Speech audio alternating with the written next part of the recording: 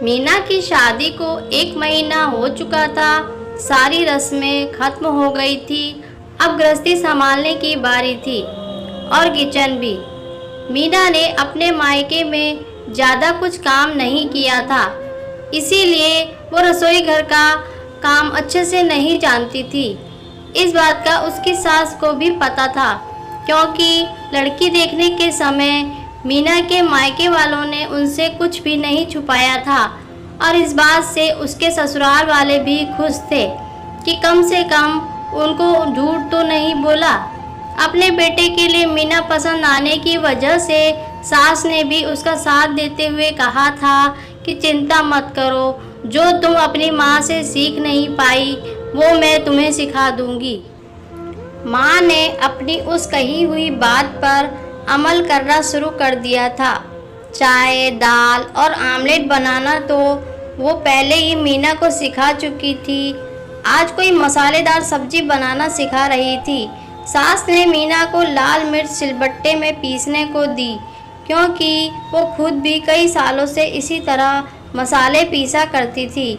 मीना ने जैसे ही सिलबट्टे में लाल मिर्च पीसना शुरू किया, उसके हाथ जलने लगे और मुंह में पसीना आने की वजह से जब उसने मुंह को छुआ तो उसका मुंह भी जलने लगा। वो जलन की वजह से चीख रही थी।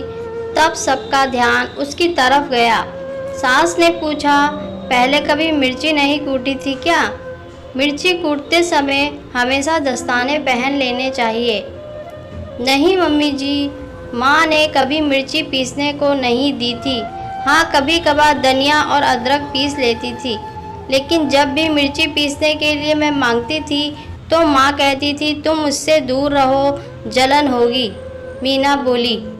अगले दिन कमल अपनी ड्यूटी खत्म होने के बाद बाजार जाकर एक मिक्सर खरीद लाया और माँ को देते हुए कहा कि माँ, यह कंपनी से गिफ्ट मिला है। चलो अच्छा ही हुआ, अब इसके कारण तुम्हारा हाथ भी नहीं जलेगा। कमल तिरछी नज़र से अपनी पत्नी को देख रहा था। उसकी यह हरकत माँ ने भी देख ली। माँ बोली, अच्छा जी, अब समझ में आया।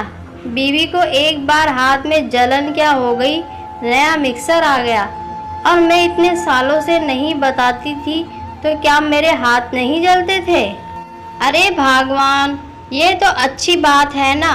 मिक्सर नया घर में आया है तो सिर्फ तुम्हारी बहू थोड़ी इस्तेमाल करेगी, इसका फ़ायदा तो तुम्हें भी होगा।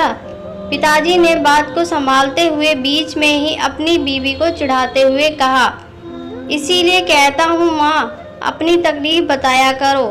आप ही सोचो, अगर मीना ने अपनी जलन छुपाई होती और किसी को पता ही नहीं चलने दिया होता तो क्या आज इस घर में मिक्सर आ पाता? जैसे कि मुझे प्रॉब्लम पता चली, मैंने उसका सलूशन ला दिया।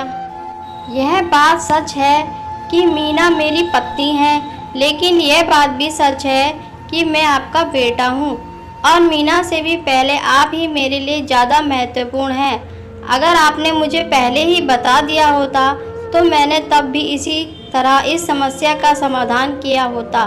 आप अपने इस बेटे को कभी भी आजमा कर देख लेना, आपके लिए यह बेटा अपनी जान भी दे देगा, कमल ने माँ से कहा।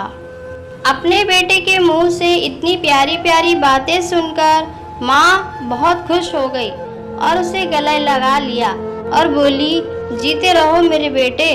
मीना भी अपने पति का, अपने पूरे परिवार और खुद के प्रति प्रेम देख अपने आप को भाग्यशाली समझने लगी और उसके चेहरे पर एक संतुष्टि की मुस्कान छा गई।